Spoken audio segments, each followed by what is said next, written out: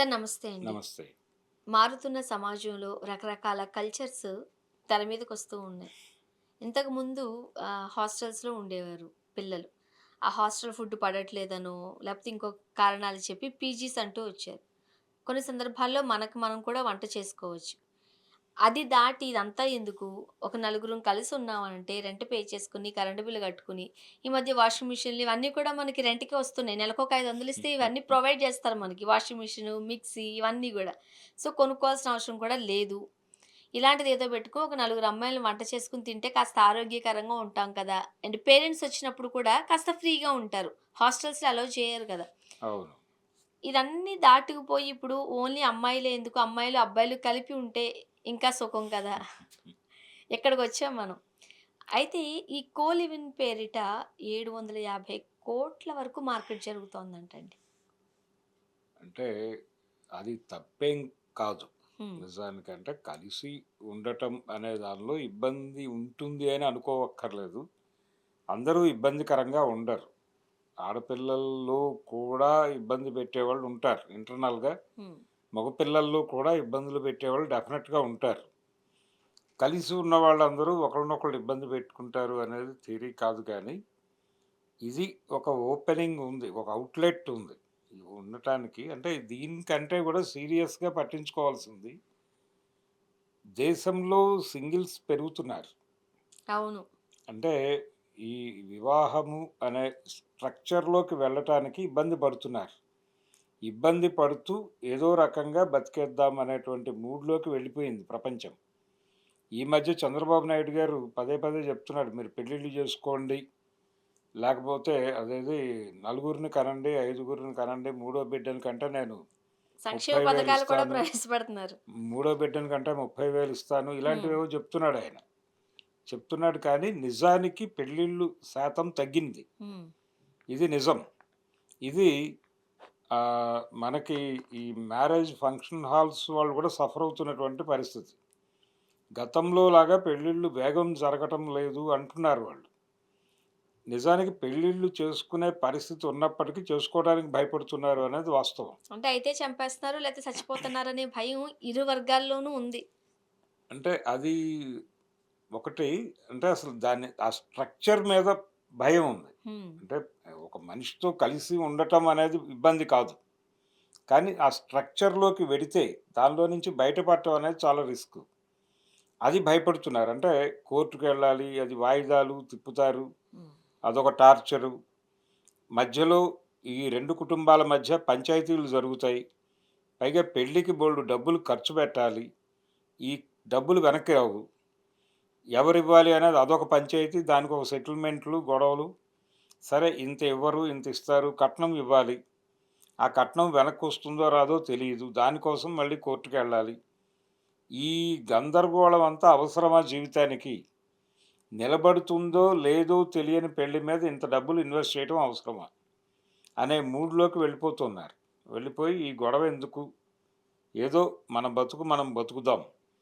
ఏదైనా వచ్చినప్పుడు చూసుకుందాం అనే పరిస్థితొచ్చాక సాధ్యమైనంత వరకు మనమే ఉందాం. సింగిల్స్ పెరుగుతున్నారు. సింగిల్స్ పెరుగుతున్నారు. ఈ సింగిల్స్‌కి రూమ్స్ ఇవ్వట్లేదు. హ్మ్. అదొక ప్రాబ్లమ్ ఉంది. చాలా ప్రాంతాల్లో సింగిల్ వుమెన్‌కి ఇవ్వటం లేదు రూమ్స్. అది చాలా మేజర్ ఇష్యూ. చాలా మెట్రో సిటీస్‌లో ఇదే గొడవ జరుగుతోంది. సింగిల్ వుమెన్‌కి రూమ్ ఇవ్వటం లేదు అనేది. వాళ్ళని నమ్మటం లేదు సమాజం. కుర్రాళ్ళని నమ్ముతున్నారు. అంటే మేల్ యూత్‌ని నమ్ముతున్నారు గానీ, ఫిమేల్ యూత్ మీద ఇంకా వీళ్ళకి అంటే ఇలా సింగిల్‌గా ఉంటున్నారంటే వీళ్ళని గ్రాంటెడ్‌గా తీసేసుకుంటున్నారు. ఈ గ్రాంటెడ్‌గా తీసేసుకున్న వాళ్ళు వాళ్ళ మీద భౌతిక దాడులు గూడా జేస్తున్నారు. హ్మ్. ఇదొక గోల నడుస్తోంది సమాజంలో. అందుకని కలిసి ఉందాం అనేటువంటి ప్రోగ్రామ్‌లోకి వెడుతున్నారు. ఈ లివింగ్ టుగెదర్‌లు ఇవన్నీ పెరగటం వెనకాల ఈ లివింగ్ కల్చర్ పెరగటం వెనకాల గూడా ఇదే పరిస్థితి. మగపిల్లలకి గూడా అదే పరిస్థితి. అంటే వాళ్ళు కూడా ఇదే సుఖం అనుకుంటున్నారు. అంటే ఏ రకమైన బాదరబందీలు, బాధ్యతలు భుజాన ఉండవు. ఎవరి పద్ధతుల్లో వాళ్ళు ఎప్పుడు కావాలంటే అప్పుడు టేక్ ఆఫ్ అయిపోవచ్చు అనేది కూడా ఒక అభిప్రాయం ఉంది వీళ్ళల్లో. ఇది వీళ్ళ పేరెంట్స్ ఎలా చూస్తున్నారంటే ఇది ఎక్కడైనా బెడిసి కొడితే ఇబ్బంది పడతారేమో అని అనుకుంటున్నారు గానీ, ఇబ్బంది పడట్లేదు వాళ్ళు. హ్మ్. వాళ్ళు జీవితంని ఎలా ముందుకు తీసుకెళ్లాలో కొంత జ్ఞానంతోనే వ్యవహరిస్తున్నారు పిల్లలు. కాకపోతే ఈ ఏరియాలో ఇప్పుడు వాళ్ళందరూ కలిసున్నప్పుడు చాలా ఖర్చు పెడతారు గదండీ! పార్టీలకెళ్తారు, టూర్స్ వెళ్తారు. అదేంటది పర్వతాల మీదకి వెళ్ళొస్తూ ఉంటారు అప్పుడప్పుడు. ఇది కొంత ఎకానమీని డ్రైవ్ చేస్తుంది టూరిజంని. దీని వలన ఉపయోగాలు ఉన్నాయనేది ప్రభుత్వం ఫీల్ అవుతోంది. దీని మీద మార్కెట్ జరుగుతోంది. అంటే ఇక్కడ ఇంకొక దిగ్భ్రాంతికరంగా చేసే విషయం ఏంటి అంటే, ఆధ్యాత్మిక కేంద్రాలైన అరుణాచలం ఇవి టాప్‌లో ఉంటున్నాయి. తిరుమల హ్మ్. ఇంతకంటే గూడా అంటే ఇప్పుడు నెమ్మదిగా కాశీ గూడా వీళ్ళకి టార్గెట్ అయింది. వెడుతున్నారు అన్ని చోట్లకి. వెళ్ళి ఏదో పద్ధతిలో అంటే అంటే ఈ కోలివిన్‌లో ఉన్న వాళ్ళ పర్సెంటేజ్ కాలిక్యులేట్ చేస్తుంటే, అరుణాచలంలో ఎక్కువ మంది ఉంటున్నారంటండి. అదే. అంటే రమణ మహర్షి గారి ఆశ్రమం. అంటే ఆ రోజుల్లో గుడిపాటి వెంకటాచలం గారు గూడా అక్కడే ఉన్నారు. ఆయన సమాధి ఉంది ఇప్పటికి అక్కడ. హ్మ్. ఆయన కూడా దీన్నే ప్రమోట్ చేశాడు. కాబట్టి అది అట్రాక్ట్ చేస్తూ ఉండవచ్చేమో. కానీ ఈ యాటిట్యూడ్ అయితే కుర్రాళ్ళలో పెరిగింది. ఒక దీనికి రీజన్ ఏంటంటే అక్కడ ఉన్నటువంటి రిజిడ్ వ్యవహారమే. కానీ దీనివల్లొచ్చే నష్టాలు గూడా ఉన్నాయి. డ్రగ్స్ కావచ్చు, బ్లాక్ మెయిలింగ్ కావచ్చు, ఆల్కహాల్ కన్జ్యూమింగ్ కావచ్చు. ఇవన్నీ కూడా విచ్చలవిడితనం పెరిగిపోవట్లేదా? విచ్చలవిడితనం అనే మనం అనుకుంటున్నాం గానీ, పెళ్ళిళ్ళలో కూడా విచ్చలవిడితనం ఉంటోంది. అయితే ఇక్కడ కనీసం వాళ్ళ సమస్యల మీద వాళ్ళే ఫైట్ చేసే ప్రయత్నం చేస్తారు. మా యుద్ధం మేమే చేసుకోవాలి అనేటువంటి ఇంగితంతోనే వాళ్ళు కలిసుంటారు. ఈ కలిసుండటం అనేది పేరెంట్స్‌కి నచ్చటం లేదు అనే విషయం వాళ్ళకి తెలుసు కాబట్టి, వాళ్ళ సపోర్ట్ ఉండదు అనేది తెలుసు కాబట్టి, మన యుద్ధం మనమే చేసుకుందామని కూడా అనుకుంటారాళ్ళు. అందుకని వాళ్ళ యుద్ధం వాళ్ళే చేస్తారు. ఒక్కొక్కసారి ఓడిపోవచ్చు, ఒక్కొక్కసారి గెలవచ్చు కూడా.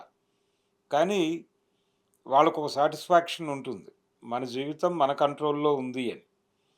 దీన్ని గ్రాంటెడ్‌గా తీసుకొని నైతిక బెత్తంతో చూస్తూ, నైతిక కళ్ళద్దాలతో చూస్తూ విపరీతంగా మాట్లాడుతున్నారు బయట. అంటే వీళ్ళందరూ బరి తెగించిన వాళ్ళు అన్న ధోరణిలో మాట్లాడేస్తున్నారు. అవును. ఈ బరి తెగింపు అనే గ్రాంటెడ్‌గా మాట్లాడిన వాళ్ళలో దుర్మార్గమైన ఆలోచనలుంటాయి.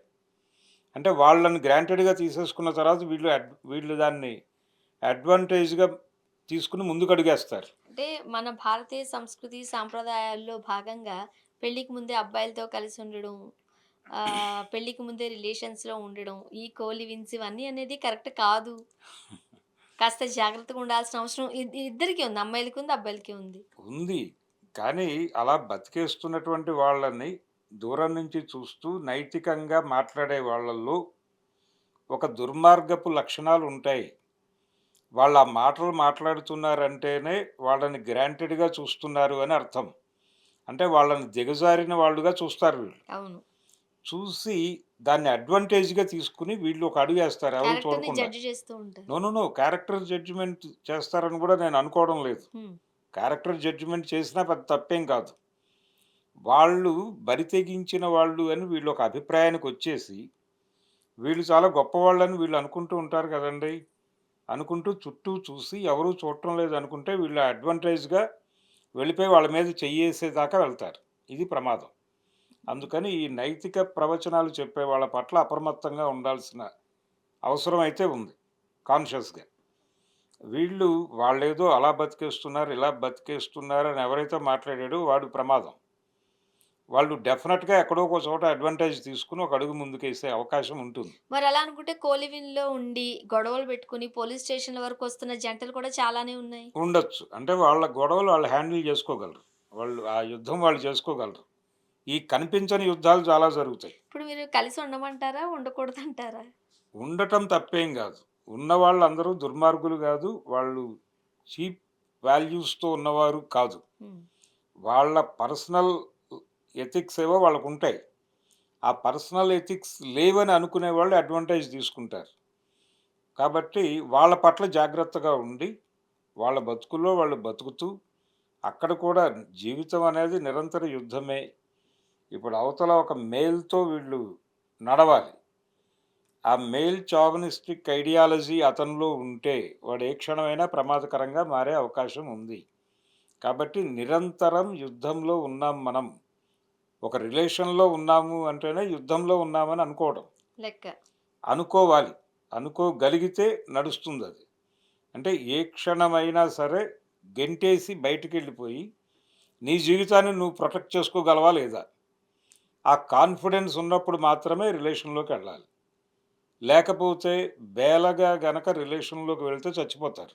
హ్మ్. 2 రకాలుగా చచ్చిపోతారు. ఒకటేమో వీళ్ళెవరితో రిలేషన్‌లోకి వెళ్లారో వాళ్ళు చంపుతారు. రెండోది వాళ్ళు చంపకపోయినా గానీ సమాజం నుంచి గూడా చంపుతారు. ఈ సమాజం నుంచి తమని తాము ప్రొటెక్ట్ చేసుకోవాలి. ఎవరితో రిలేషన్‌లోకి వెళ్లారో వాడి నుంచి ప్రొటెక్ట్ జేసుకోవాలి. ఈ 2 యుద్ధాలు చేయగలిగితేనే రోడ్డు మీదకి రావాలి. Okay sir. Thank you so much. Thank you.